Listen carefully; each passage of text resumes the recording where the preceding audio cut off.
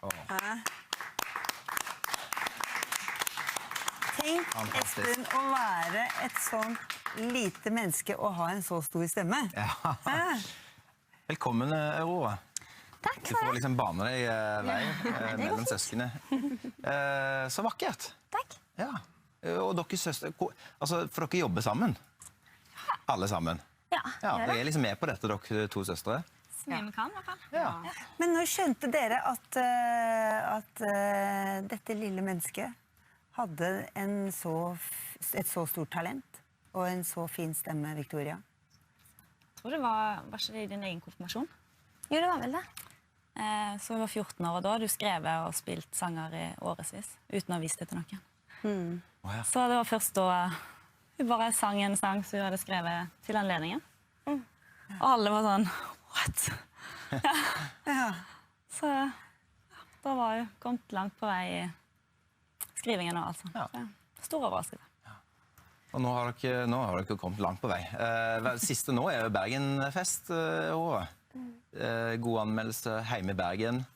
Regner det da du opptrådte, eller? Ja, veldig mye. Men det var veldig fint. Det går greit. Ja, jeg synes det er ganske poetisk med regn. Det er veldig deilig å stå på scenen når det regner, egentlig. Og anmelderne henter fram store ord da, når de skal omtale konsertene dine. Og selv om de er litt sånn inhabile, bergensere, og tenker at du er en av deres, så sier de sånn som bunnsolid og dramatisk, selvsikkert, charmerende, intenst. Til og med når hun glemmer teksten, tilgis du da, av et publikum som elsker deg. Men hvordan er det å være deg og lese sånne ting om seg selv? Jeg pleier jo ikke å lese så mye av det som blir sagt, egentlig. Jeg pleier egentlig å, altså, jeg tror det er en usunn ting å bli vant til som artist. Å bli vant til å lese for mye anmeldelser. Jeg er kjempeglad, det er veldig fint når folk skriver fine ting, det setter jeg kjempepris på.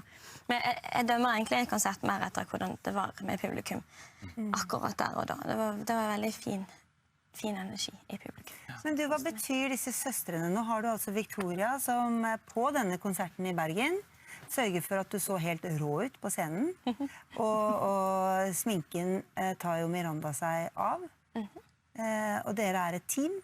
Og sånn har det vært lenge. Hva betyr de for deg, og det du har fått til, tenker du?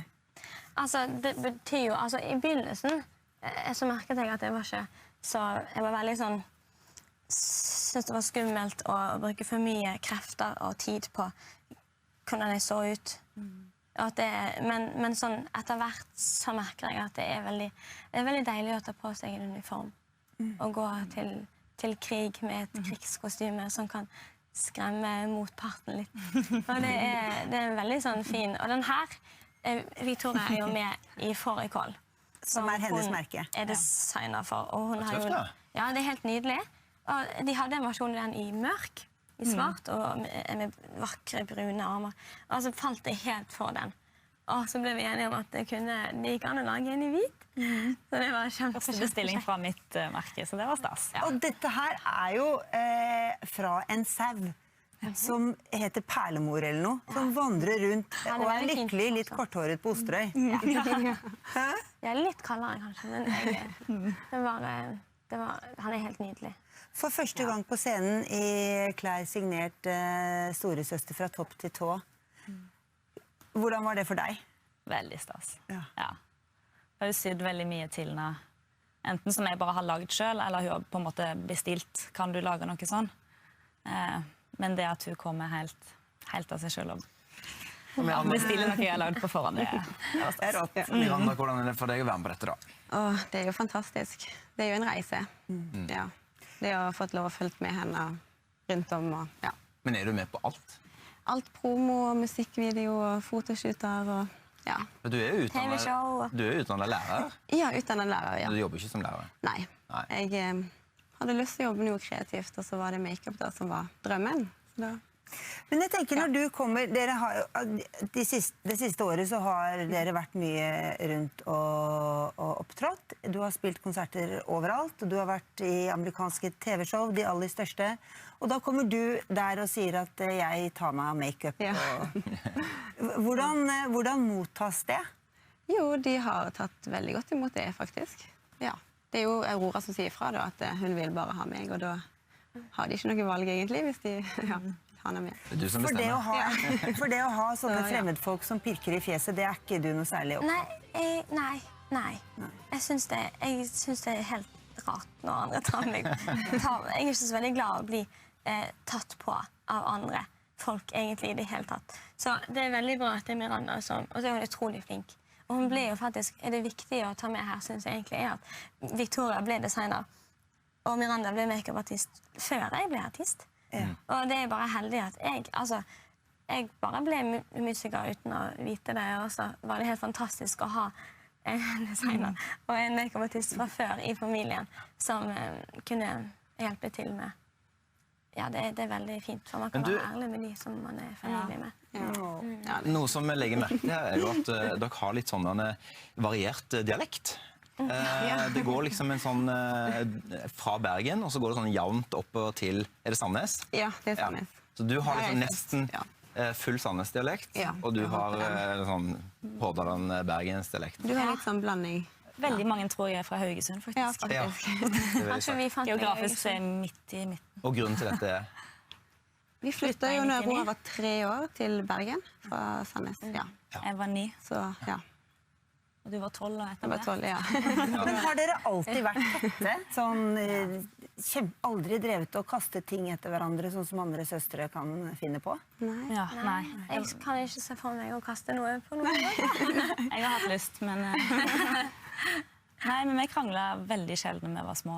Ja. Men det Alltid vært veldig overbeskyttende for hverandre. Ja. er ganske naturlig, tror jeg, med såpass aldersavstand. Så er vi Kommer ikke sånn tålmodige, naturlig å og vi krangle, er da, tror jeg. rolige. Men hvordan blir det da når dere, for nå leste jeg faktisk en artikkel i Os og Fusa-posten, som er lokalaviser. Nå var du hjemme en liten tur, ikke sant? Ja. Ble intervjuet der, så jeg, på kjøpesenter eller hvor det var. Ja, men blomsterbutikken. Vi kjøpte Ikke det er sykt.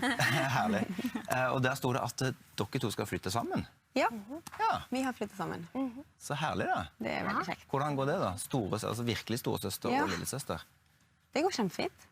Vi er så vant til å være sammen og reise sammen også, så det er ingen problem. Nei, egentlig. Og det er Vi er så deilig, like ja. også. Som, Ja, det går kjempefint. Vi er alle veldig harmoniske med hverandre. Ja, vi er det. Og om det ikke er harmoni, og en av oss har en storm inni seg, så takler alle det veldig fint. Vi er veldig kjempeheldige med disse to her.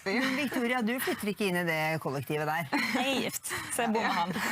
Du burde forlate mannen din. Og det Jeg er mye hos deg, da. Ja, det har vi skjønt, og alle som leser bloggen din vet at her henter jo dere søstre, og du også, mye støtte fra de andre. Det er ikke sånn at alle løfter Aurora på gullstol, og sånn er det. Nei.